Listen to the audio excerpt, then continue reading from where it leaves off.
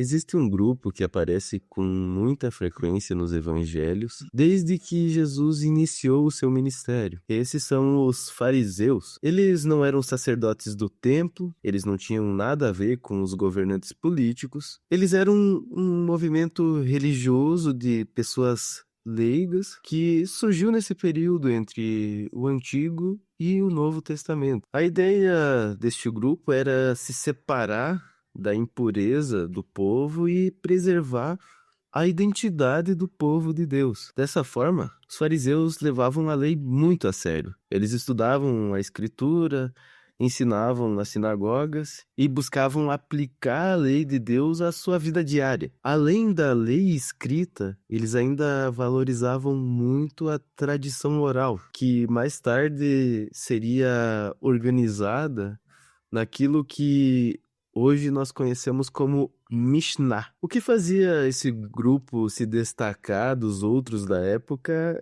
era como eles eram disciplinados religiosamente, pelo menos de forma externa. Eles jejuavam, oravam, davam o seu dízimo com muito rigor e o próprio Jesus reconheceu que eles se assentam na cadeira de Moisés, como diz em Mateus capítulo 23, versículo 2. O problema não era simplesmente conhecimento da lei. O problema é o que estava no coração deles. Com o tempo, a busca que eles tinham por santidade pessoal se transformou em uma confiança na própria justiça. Nós vemos Jesus denunciando isso quando ele conta aquela parábola do fariseu e do publicano, lá em Lucas, capítulo 18, versículo 11. Ó Deus, graças te dou, porque não sou como os demais homens. A obediência a Deus deixou de ser um fruto da fé e passou a ser algo que podia ser uma comparação minha com o outro e me permitia dar um ar de superioridade às minhas atividades religiosas. Era mais ou menos assim que os fariseus pensavam. Além de tudo isso, os fariseus não satisfeitos com a lei ainda ampliaram mais ainda com interpretações que eram muito minuciosas e que muitas vezes até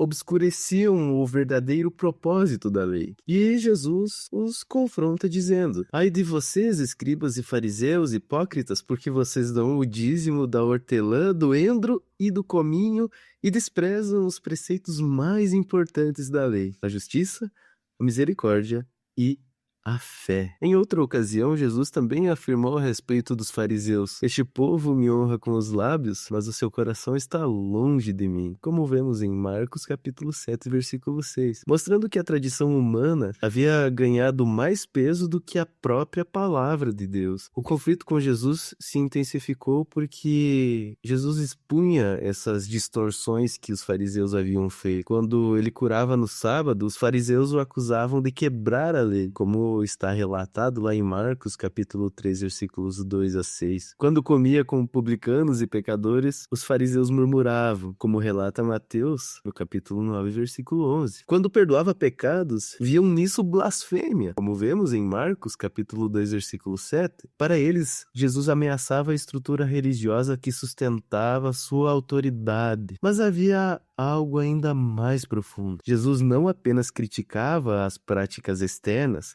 ele atacava a raiz da autoconfiança espiritual que os fariseus tinham. Vemos Jesus confrontando essa autoconfiança espiritual quando ele fala que qualquer segurança baseada no desempenho religioso deveria ser extirpada. Como vemos em Mateus capítulo 5, versículo 20, se a justiça de vocês não exceder a dos escribas e fariseus, jamais entrarão no reino dos céus. A cruz foi o ponto máximo desse choque. Um Messias crucificado contradizia a expectativa de um líder que confirmasse a sua leitura da lei e fortalecesse sua influência. Por isso, os evangelhos registram que os fariseus passaram a tramar contra Jesus, como vemos em Marcos capítulo 3, versículo 6. O Messias, que deveria confirmar a justiça dos fariseus, revelou a eles que eles necessitavam de arrependimento. E talvez Aqui é importante dizer que nem todos os fariseus rejeitaram a Jesus, porque nós temos como exemplo Nicodemos, que em João capítulo 3, versículos 1 e 2, o aceitou em sua casa,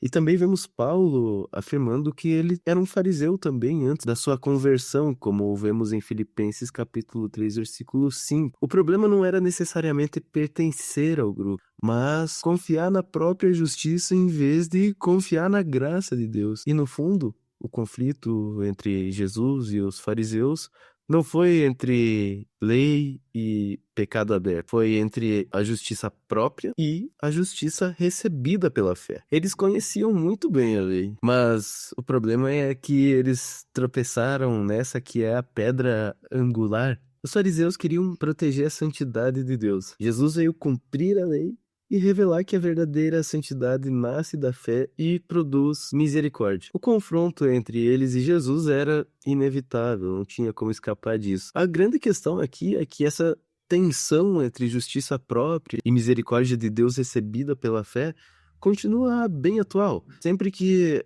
a religião acaba se transformando em um instrumento de comparação, de controle, de mérito próprio, o que acontece é que o espírito farisaico acaba voltando. Vemos várias denominações cristãs ainda caindo nesse mesmo erro. Quando a confiança deixa de ser na obra de Cristo e passa a ser no desempenho pessoal, nós nos afastamos do evangelho. É inevitável. Então, a cruz continua sendo essa linha divisória da história. Ou nós confiamos na justiça de Cristo, confiamos nela de todo o coração, ou tentamos construir a nossa própria, através de uma, entre muitas aspas, santificação. E sempre que nós escolhemos esse segundo caminho, onde nós procuramos uma santificação meritória, nós tropeçamos nessa mesma pedra que os fariseus tropeçaram, que é a pedra do Messias crucificado. A cruz continua sendo esse escândalo para quem confia em si mesmo, mas para quem reconhece sua necessidade,